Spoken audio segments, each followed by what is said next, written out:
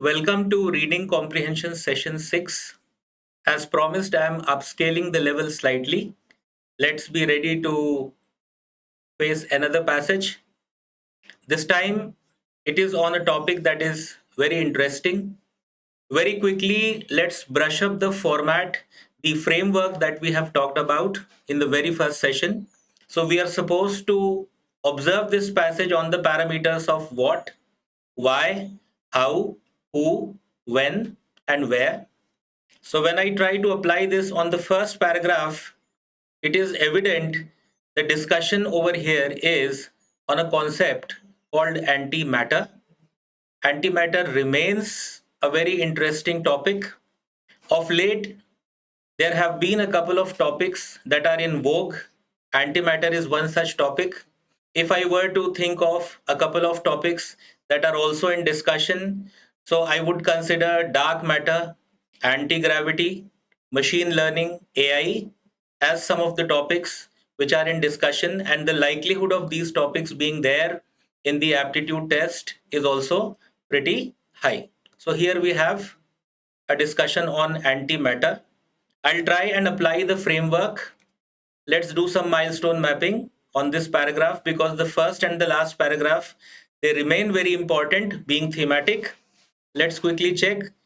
तो यहाँ पे हम देख पा रहे हैं एंटी मैटर को डिस्क्राइब किया गया है और एक और ऑब्जर्वेशन, एंटी मैटर को कुछ हद तक हम समझ पाए हैं और साथ ही साथ वो थोड़ा मिस्टीरियस भी है। तो अभी भी बहुत सी चीजें हैं एंटी मैटर के बारे में जो हम बहुत अच्छे से नहीं समझते हैं। So there seems to be a mix of ability to understand what antimatter is and at the same time it remains enigmatic. कुछ और milestones जो हम यहाँ ऑब्जर्व कर सकते हैं। So it is about when matter and antimatter they meet, they annihilate each other. Annihilate word का मतलब total destruction होता है। ये भी काफी इंटरेस्टिंग है। तो ऐसा माना जाता है एज पर थियरी कि जब बिग बैंग हुआ था तो मैटर और एंटी मैटर दोनों इक्वल अमाउंट में प्रोड्यूस हुए थे, but at the same time अगर मैटर और एंटी मैटर दोनों इक्वली एग्जिस्ट करते हैं तो वो एक दूसरे को खत्म कर देते हैं। Correct? So this means had they been present in equal amount तो शायद अभी कुछ भी एग्जिस्ट नहीं करता, ना मैटर ना ही anti matter. But as we can see all around us matter abounds. तो इससे समझ आता है कि कुछ ना कुछ जरूर ऐसा हुआ। अगर हम बिग बैंग के समय मैटर और एंटी मैटर का फॉर्मेशन बराबरी से हुआ था इसे मान ले, तो जरूर ऐसा कुछ हुआ जहां ये मैटर और एंटी मैटर का जो बैलेंस था वो किसी न किसी तरह से डिस्टर्ब हुआ, और शायद यही वजह है कि आज हमारे चारों तरफ मैटर ही अबाउंड करता है या मैटर बहुत तादाद में है। तो let's have look at some more milestones. तो over here it's about certain practical applications of antimatter in context of medical imaging. तो antimatter सिर्फ theoretical concept नहीं है, इसका उपयोग है मेडिकल साइंस में, खास तौर से पीईटी स्कैन्स जो कि पोजिट्रॉन एमिशन टोमोग्राफी है, यहाँ पर इसका यूज होता है। बिफोर वी गो अहेड, आप में से कई लोग जानना चाहेंगे कि एग्जैक्टली एंटीमैटर होता क्या है। तो एंटीमैटर एक तरह से मैटर की एक मिरर इमेज है। तो मैटर में यूजुअली हम कहते हैं कि we have neutrons, we have protons, we have electrons. तो इनका हम एक चार्ज देखते हैं। जैसे न्यूट्रॉन जो है हम ऐसा मानते हैं कि वो न्यूट्रल है, इलेक्ट्रॉन का नेगेटिव चार्ज है, प्रोटॉन का पॉजिटिव चार्ज है। But when we talk in the context of antimatter, ये बात ठीक उल्टी हो जाती है। सो इलेक्ट्रॉन का जो नेगेटिव चार्ज है वो एंटीमैटर के फॉर्म में पॉजिट्रॉन में कन्वर्ट होता है, और पॉजिट्रॉन का जो चार्ज है वो पॉजिटिव है, which means there is a kind of swap. Okay, similarly अगर हम बात करें प्रोटॉन की इन द नॉर्मल सेंस, तो proton has a positive charge, but in the antimatter concept proton का जो चार्ज है वो एंटी प्रोटॉन में कन्वर्ट हो जाता है and it becomes negative. So this is quite an interesting concept और इस पर दुनिया भर में रिसर्च हो रही है। फिलहाल हमारे सामने इस नए टॉपिक को यहाँ प्रेजेंट किया गया है। इसे समझने की कोशिश की जा रही है। और इस पैराग्राफ में दो ऑब्जर्वेशंस हैं। एक कि एंटी मैटर जो है वो लॉजिकली एक मिरर इमेज है ऑर्डिनरी मैटर की, उसके बारे में काफी कुछ हमें पता है, लेकिन साथ ही साथ अभी बहुत सी ऐसी बातें हैं जिन्हें समझना बाकी है। Also the application of anti matter in terms of medical imaging in PET scans has been clarified over here. Let's move on to the next paragraph. Second paragraph में यही जो एंटी मैटर को लेकर के थोड़ी मिस्ट्री है, enigma है, उसको एक्सप्लेन किया गया है। तो let's go for some more milestone mapping. यहाँ पे एक बार फिर हमें ये इंट्रीग वर्ड दिख रहा है। Intrigue basically refers to something that is highly fascinating. तो हम डेफिनेटली उस पर और जानना चाहेंगे क्योंकि वो एक मिस्ट्री की तरह है। सब मोर ऑब्जर्वेशंस, जैसा कि मैंने आपको पहले बताया कि ऐसा मानते हैं कि जब बिग बैंग हुआ था तो थियोरेटिकली मैटर और एंटी मैटर बराबरी से प्रोड्यूस हुए थे। ओके और साथ ही साथ हमें यह भी पता है if both exist in equality then both get annihilated. तो कायदे से सब कुछ खत्म हो जाना चाहिए था और प्योर एनर्जी में कन्वर्ट हो जाना चाहिए था, लेकिन ऐसा हुआ नहीं क्योंकि कुछ ऐसा बीच में समथिंग डिस्टर्बिंग हैपेंड और some sort of anomaly was there owing to which this equality did not happen and there was some kind of disbalance। और इसीलिए अब हम ये देख पाते हैं कि हमारे चारों तरफ मैटर जो है वो अबाउंड करता है, बहुत ज्यादा है, जबकि जो एंटी मैटर है वो बहुत रेयर है। And therefore the concept of antimatter remains an unresolved question in physics। और अब इसी क्वेश्चन को आगे एक्सप्लेन किया जाएगा कि एंटीमैटर जो है वो क्यों इतना रेयर है और मैटर क्यों डोमिनेट करता है। So this is what the second paragraph talks about. So this paragraph is all about explaining what caused the imbalance and why matter abounds. To understand this point, the author has introduced a concept called CP। पहले CP समझ लेते हैं, फिर CP violation समझेंगे। So CP over here refers to charge conjugation and parity। Charge conjugation पहले ही हम समझ चुके हैं। चार्ज कॉन्जुगेशन का मतलब है कि एंटी मैटर के कॉन्सेप्ट में when we change a proton we get an antiproton। Similarly when we swap an electron we get a positron। तो मैटर का ठीक ऑपोजिट चार्ज एंटी मैटर में देखने को मिलेगा। और सब कुछ अगर सिमेट्रिकल है then obviously this imbalance shouldn't have happened. तो फिर एंटी मैटर भी शायद बहुत तादाद में अवेलेबल होता।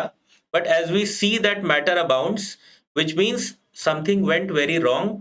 और इसी को सीपी वायलेशन कहा गया है। सीपी वायलेशन का मतलब बैलेंस जो था वो बिगड़ गया। अगर सीपी सिमेट्री रहती then obviously things would not have been specifically in favor of matter, antimatter भी उतना ही प्रेजेंट होता। तो बैलेंस किसी न किसी वजह से बिगड़ा है। तो we see an observation over here, universe की जो इन्फेंसी थी उसमें बैलेंस टिप हुआ है। So we get this usage called balance was tipped, right. Tipped का मतलब है कि वो टिल्ट हुआ ज्यादा मैटर के साइड में एंड ऑब्वियसली एंटी मैटर जो है वो रेयर होता गया। इस बात को समझने के लिए there are a couple of experimental efforts जिसे यहाँ पे सर्न कहा गया है। CERN basically is a French term और उसका फुल फॉर्म यहाँ मैं आपके साथ शेयर कर रहा हूँ। और इसका जो एम है वो नेचुरली इस बात को समझना है कि आखिर ऐसा क्यों हुआ। Moving on, next paragraph, let's have some more milestones mapped. यहाँ पे हम देख सकते हैं कि एक बार फिर से एंटी मैटर का थोड़ा एल्यूसिव होना, उसका इंट्रीग होना, उसका थोड़ा सा मिस्टीरियस होना फिर से हाईलाइट किया गया है। More milestones, once again the write up says that even though we have certain you see advancements in terms of technology, लेकिन अभी भी ये पूरा का पूरा जो कॉन्सेप्ट है वो स्पेक्यूलेटिव है, मतलब पूरी तरह से हमें ये पता नहीं है. Moving on, once again the part that antimatter is an enigma or it is a mystery has been sort of re-endorsed. तो ये दोनों ही जो पैराग्राफ्स हैं वो एंटी मैटर को लेकर के जो अभी भी डाउट्स हैं, जो कंफ्यूजन है, मिस्ट्री है, उसको रीटरेट कर रहे हैं. और शायद इनको ही समझ लेने से हम बेहतर समझ पाएंगे इस दुनिया को, इस यूनिवर्स को, and what exactly is the place of the antimatter in the universe, and also thereby understand our place within the universe. Broadly speaking, the passage remains quite expository and analytical. तो passage में एक नया idea introduce किया गया, anti matter.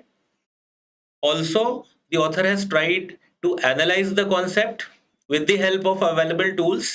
Certain scientific experimentations have also been talked about. लेकिन अभी भी हमारे पास एंटी मैटर को लेकर के जो थियोरेटिकल और एक्सपेरिमेंटल इंफॉर्मेशन अवेलेबल है उसके बेसिस पे बहुत क्लैरिटी के साथ इस कॉन्सेप्ट को हम अभी भी समझ नहीं पा रहे हैं, ऐसा पैसेज में लिखा हुआ है. Let's quickly have a look at the questions. तो हमने ऑलरेडी पैसेज की थीम को मैप कर लिया है. तो the theme of the passage remains the fact that antimatter is a very interesting concept. There are experimental developments, yet the concept remains a bit mysterious and enigmatic. Medical science में इसके application की बात हो रही है. That part has been clarified in one of the paragraphs. इसको देखते हुए let's quickly have a look at this particular question. तो क्वेश्चन में पूछा गया है कि पैसेज का मेन आइडिया क्या है. सो मेन आइडिया और theme, they are largely one and the same. Let's have a look at the options. Option A says practical uses of antimatter in modern medicine. While this point has been highlighted in the write-up, okay, we have talked about the use of this concept in diagnostics, okay, but then this is not something that is the main idea of the passage. It is just one of the points mentioned in the write-up. तो हम इस option को eliminate कर सकते हैं. The paradox of antimatter's existence. Paradox दिखाता है कि हम अभी भी एंटीमैटर के एग्जिस्टेंस को बहुत अच्छे से नहीं समझ पाए हैं. पैराडॉक्स इसलिए भी क्योंकि बिग बैंग का जो कॉन्सेप्ट है उसमें मैटर और एंटी मैटर टेक्निकली बराबरी से बनने चाहिए थे, और अगर ऐसा होता तो फिर दोनों ही खत्म हो जाते, एनाहिलेट हो जाते. पर मैटर जो है वो ज्यादा क्वांटिटी में प्रेजेंट है, और इसीलिए अब ये समझना जरूरी है कि आखिर ऐसा क्या हुआ कि जो बैलेंस है वो मैटर के फेवर में टिप हुआ और एंटी मैटर जो है वो इतना रेयर हो गया. So this point definitely makes sense. Paradox of antimatter's existence and cosmic asymmetry. तो कुछ तो प्रॉब्लम हुई, something went wrong, which the author has referred to as CP violation. Option भी ठीक लग रहा है, इसको हम होल्ड कर लेते हैं. देयर इज हाई प्रोबेबिलिटी कि ये सही ऑप्शन है. Technological challenges in storing antimatter. This is a very minor point and hence we can safely eliminate it. Historical development of antimatter research. There is a discussion on antimatter research, but again this is not the main idea of the passage. The main idea remains the enigmatic nature, and also a discussion on why matter got a preference over antimatter. So therefore the best option that we have is option B. Question number 2, which of the following would best strengthen? Let's pay attention to this superlative best, and we have to find a strengthening statement. We have to support the argument that antimatter got imbalanced. So the write-up does talk about this imbalance which is being referred to as CP violation, correct? And we have to strengthen this point. Before we answer this question, let's frame a shadow answer. Strengthening ideas को पहले सोच लेना चाहिए और उसके बाद options को check करना चाहिए। तो अगर हमें इस बात को स्ट्रेंथन करना है कि मैटर एंटी मैटर का जो इम्बैलेंस है वो हुआ है और जिसको हमने सीपी वायलेशन से प्रेजेंट किया था, तो नेचुरली हमें बात करनी पड़ेगी उस टिपिंग पॉइंट की जहां कुछ गलत हुआ, something went wrong which led to this imbalance. So now we can have a look at the options. A says discovery of a new medical use of antimatter. तो ये तो काफी पॉजिटिव स्टेटमेंट है, okay? While the passage does talk about the medical use of antimatter, this does not explain the argument of imbalance between matter and antimatter. So that way it is unrelated to the discussion over here. Experimental confirmation of CP violation favoring matter. Naturally, since it talks about favoring matter and there is a reference to CP violation, this seems to be the correct option. इसको hold कर लेते हैं. Evidence that antimatter is easier to store than previously thought. Right up तो ठीक इससे opposite चीजें mention कर रहा है, एंटीमैटर को स्टोर करना काफी मुश्किल है और वैसे भी इसका मैटर एंटीमैटर इम्बैलेंस से कोई डायरेक्ट रिलेशनशिप नहीं है. Proof that antimatter is abundant in distant galaxies. Abundance की जो बात है वो भी कहीं ना कहीं से कॉन्ट्रडिक्शन है, क्योंकि पैसेज में तो ये कहा गया है कि एंटीमैटर जो है वो काफी रेयर है. So we can safely conclude that statement B provides the best strength to this matter antimatter imbalance. Moving on. Question number 3. This time we have to identify a weakening statement. We have to consider the main argument or the central concern of the passage and then find out a weakening statement. तो passage में जिन चीजों को support किया गया है, जो author का main idea है, उसे हमें यहाँ पर कॉन्ट्रडिक्ट करना चाहिए. A weakening statement is an anti-statement or an anti-thematic statement. या पैसेज में जो भी important milestones हैं उनसे अगर कुछ opposite हमें मिले तो हम उसे weakening मान सकते हैं. Since it is about weakening the central concern, तो सबसे important ये है कि जो पैसेज के core elements थे उनको अगर हम contradict कर सके, in that case we can get the most weakening statement. तो इस पर भी ध्यान देना चाहिए, ये superlative है. Let's have a look at the options. So we have A that says evidence that antimatter can be artificially created. तो एंटीमैटर अगर आर्टिफिशियली क्रिएट किया जा सकता है, इससे पैसेज का जो सेंट्रल आर्गुमेंट है वो वीकन नहीं होता है. पैसेज में सेंट्रल आर्गुमेंट ये था कि मैटर जो है वो ज्यादा क्वांटिटी में प्रेजेंट है, एंटीमैटर रेयर है, स्केर्स है, करेक्ट. और एंटीमैटर के बारे में जो हमारी जानकारी है वो अभी एल्यूसिव है, अभी बहुत सी चीजें जानना बाकी है. और पैसेज ये भी कहती है कि समथिंग वेंट रॉन्ग, जिसको कि सीपी वायलेशन कहा गया, जिस वजह से पूरा का पूरा जो कॉन्सेप्ट है वो मैटर की तरफ टिल्ट हो गया और एंटी मैटर रेयर हो गया. 1 को हम हटा सकते हैं, ए को. Now let's have a look at B. Discovery that matter and anti matter exist in equal quantities in the universe. Now this is something that cannot be considered as correct, okay, and this will definitely weaken the central concern of the passage, क्योंकि अगर equal quantity में ये दोनों चीजें produce होती तो दोनों ही खत्म हो जाती as per the concept of Big Bang. So this statement is likely to be the correct option because it is contradicting the main idea of the passage, जिसमें ये clearly लिखा है कि जो बैलेंस था वो टिप हुआ था इन फेवर ऑफ मैटर, और अगर दोनों बराबरी से होते तो सब कुछ खत्म हो जाता, which means this was not the case. Improvement in anti matter storage technology. ये जो स्टेटमेंट है, एंटी मैटर को स्टोर करना डेफिनेटली थोड़ा डिफिकल्ट है, but this is not the central concern of the passage. तो अगर इसमें इंप्रूवमेंट होता है, this will not weaken the central idea. ये एक माइनर पॉइंट है. इसे भी हटा सकते हैं। और increased funding for particle physics experimentation is again not directly related to the passage's main concern, therefore it is option B that makes the best sense.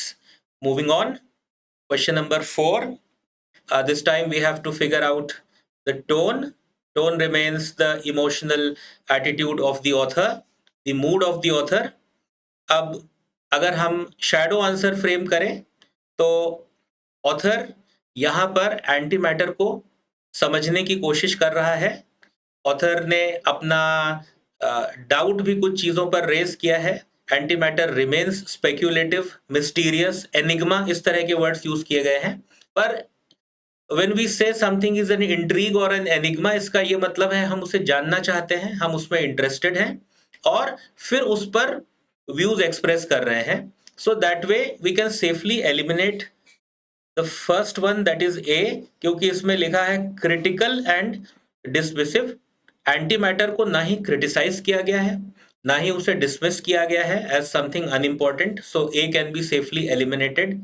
D में लिखा हुआ है satirical and humorous, so there is no element of fun और poking fun और humiliation, तो हम इसे व्यंग या मजाक तो बिल्कुल भी नहीं कह सकते। इमोशनल एंड परसुएसिव, इमोशनल और परसुएसिव इंसान तब होता है जब कोई आर्ग्यूमेंट देता है, कई बार पर्सनल ओपिनियंस देता है, अपनी बात को साबित करने की कोशिश करता है। यहाँ पर जो ऑथर है वो लार्जली एनालाइज कर रहा है राइटअप को, एक्सपोजिटरी राइटअप है एज वी डिस्कस्ड। तो इस तरह से भी अगर देखें तो हम इसको इमोशनल और परसुएसिव नहीं कह सकते। The best one that we have is curious and reflective. Curious because the author wants to understand this enigmatic concept. Reflective का मतलब होता है कि हम फिर आइडियाज को एक्सप्लेन करते हैं, अपना फिर उस पर पॉइंट प्रेजेंट करते हैं। तो curious and reflective makes the best sense. Moving on, question number 5. This time the writing style. We already have a shadow answer for this. It is no doubt expository and analytical, तो इसको हम यहाँ पे hold कर लेते हैं। Let's have a look at the other options if we have a close one. Narrative का मतलब स्टोरी टेलिंग होता है। We don't see any storytelling or first person either, and hence we can eliminate narrative. Yes, the passage has some descriptive element, but then it is not descriptive alone because it has a large presence of analysis. तो descriptive का जो part है वो expository में already आ रहा है, और साथ ही साथ एनालिटिकल जो लिखा हुआ है वो स्टाइल को कंप्लीट कर देता है। Descriptive is just one part of it and hence we can eliminate it. We have a better option. Argumentative में सिर्फ हम अपने ओपिनियंस देते हैं, which is not the case, and therefore we can eliminate argumentative as well. So option C makes the best sense. Last question on this passage. Which of the following statements is true according to the passage except? This question has to be read very carefully. कई बार ये except हमसे छूट जाता है, हम सिर्फ true पे ध्यान देते हैं और फिर पैसेज में जो फैक्चुअली लिखा है उसको चूज कर लेते हैं। Except questions could be tricky. ये ध्यान रखना चाहिए कि except जो वर्ड है उसकी अपनी कोई पोलैरिटी नहीं होती है। एक्सेप्ट ना पॉजिटिव है ना नेगेटिव है, वो इस बात को समझाता है या एक्सप्लेन करता है कि उसके लेफ्ट हैंड साइड में कौन सा वर्ड लिखा हुआ है। तो अगर लेफ्ट हैंड साइड में ट्रू है तो एक्सेप्ट उसको फॉल्स कर देगा, और अगर लेफ्ट हैंड साइड में फॉल्स लिखा हुआ था तो फिर एक्सेप्ट उसे ट्रू कर देता। तो एक्सेप्ट का अपना कोई कैरेक्टर नहीं है, वो सिर्फ एक ओवरऑल पोलैरिटी चेंजर है। तो यहां पर ट्रू एक्सेप्ट का मतलब यह है कि हमें एक फॉल्स स्टेटमेंट चूज करना है। I hope that's clear. We have to choose a false statement. A में लिखा है anti matter annihilates upon contact with matter, तो ये बात तो पैसेज के हिसाब से ट्रू है। अगर दोनों इक्वल अमाउंट में है और वो मैटर के कॉन्टैक्ट में आता है एंटी मैटर, तो दोनों ही खत्म हो जाएंगे। इसे हम हटा सकते हैं क्योंकि ये तो ट्रू है। Anti matter is widely available in the universe. Now this is a point that has been challenged in the passage. It has been said that the whole thing has tipped in favor of matter और anti matter बहुत rare है, और यहाँ पर widely available लिखा है, तो ये सही हो सकता है because it is a false statement as per the passage. C says PET scans use antimatter in medical diagnostics. ये बात तो सही है, इसीलिए हम इसे भी हटा सकते हैं. We want an incorrect statement. The Big Bang should have produced equal matter and antimatter. ये theoretically कहा जा सकता है, लेकिन अगर वाकई में ऐसा होता, ओके,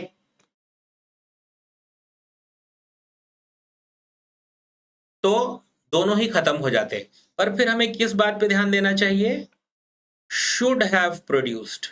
तो शुड हैव प्रोड्यूस्ड ये दिखाता है कि थ्योरेटिकली ऐसा होना चाहिए था. पैसेज में इस बात को एक्सेप्ट किया गया है, तो we can say that this point is true as per the passage. तो इसे भी अब हम एलिमिनेट कर सकते हैं. It created a bit of doubt, but then when we observe should have produced, तो समझ में आ गया कि पैसेज में ये मेंशन है. So this brings us to the end of today's discussion. I suppose this passage was clear and we got an opportunity to know about a concept that is quite a lot in discussion currently. We are going to catch up with a similar passage, probably with a slightly higher toughness level in the next session. Thank you.